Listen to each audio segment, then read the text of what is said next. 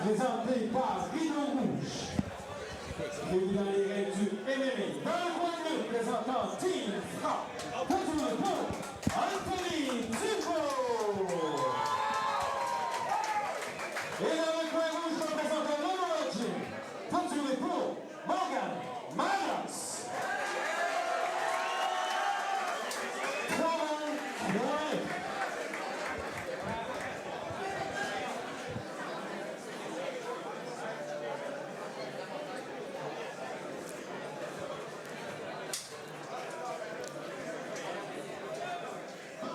J'espère que Morgan a bien attaché ses chin guards.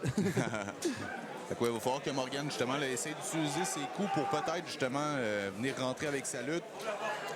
Mais comme tu as dit un peu plus tôt, là, je pense que les gars qui représentent Frappe, c'est tous des gars qui ont un bon stand-up. Oui, puis moi, je me rappelle, à son premier combat, Morgan avait essayé probablement un petit peu trop de striker, d'essayer de tester son striking. Il a eu besoin de son grappling là, pour s'en sortir.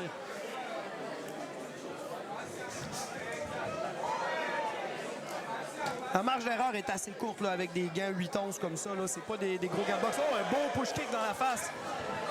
Il y a ce beau show de Morgan. Il se commence dans un sprawl. Il utilise extrêmement bien. Très belle lutte, ouais. Utilise extrêmement bien son underhook pour le renverser. Il faut que Morgan mette sa tête au sol là, ici là, pour empêcher un peu la pression sur sa gorge dans cette guillotine-là.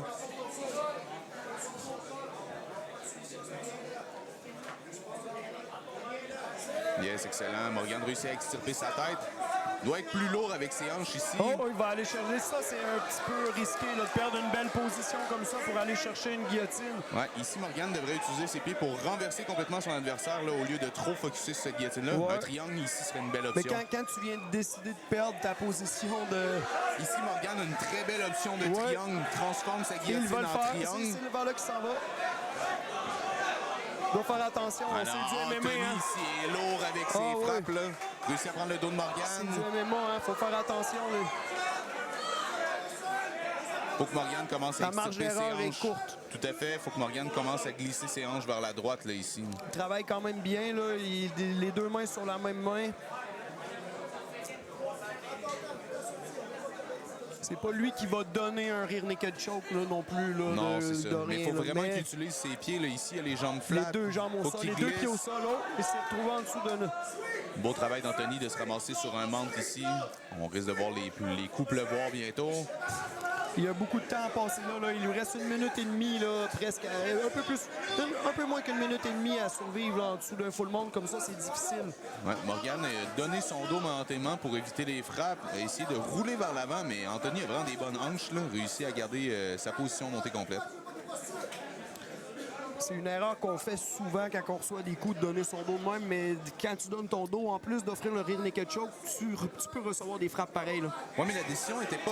Tu peux recevoir des frappes, mais la décision était pas mauvaise parce qu'il était tellement proche de la cage qu'il aurait pu se servir du mur pour justement se relever. Il se rapproche tranquillement de la cage encore, il se rapproche. Oui, un beau bump, mais pas suffisant. Morgan doit essayer de se relever le dos contre la cage, là, mais en dessous d'un full monde de même, c'est assez difficile. Ouais. Ici, il essaie d'utiliser justement là, un push contre le bras de son adversaire pour se tourner.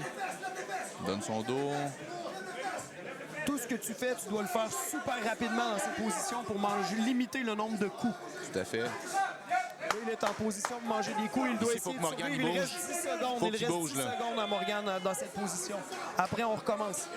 Il lui reste 10 secondes. Ici, il y a un crochet d'enlevé d'Anthony. Ouais, sauvé par le round. Ouais. On retourne dans le coin, on va travailler sur les ajustements. Il n'était pas officiellement en danger dans la position qu'il est. Il était plus proche de la sortie que de la fin. Mais ça l'a aidé. Là, Ça va faire du bien de retourner dans le coin, parler au coach un peu. Il a reçu quand même des belles frappes au sol. Tu n'as pas besoin d'en recevoir 20 dans cette position-là pour que ça fasse. Recevoir des frappes comme ça, c'est pas comme à la fin du 3e round. Les frappes font beaucoup plus mal. Là. Les deux personnes ont du jus. Ça va être beau de voir quel ajustement va être fait dans les deux coins, les deux parties. Ouais, ça va voir. Je pense qu'il y a une question de cardio aussi qui va rentrer en ligne de compte. Le conditionnement physique va avoir de l'importance dans ce 2e round-là. Morgan a l'air prêt, il n'a pas l'air trop découragé. La confiance a l'air encore là. Ouais.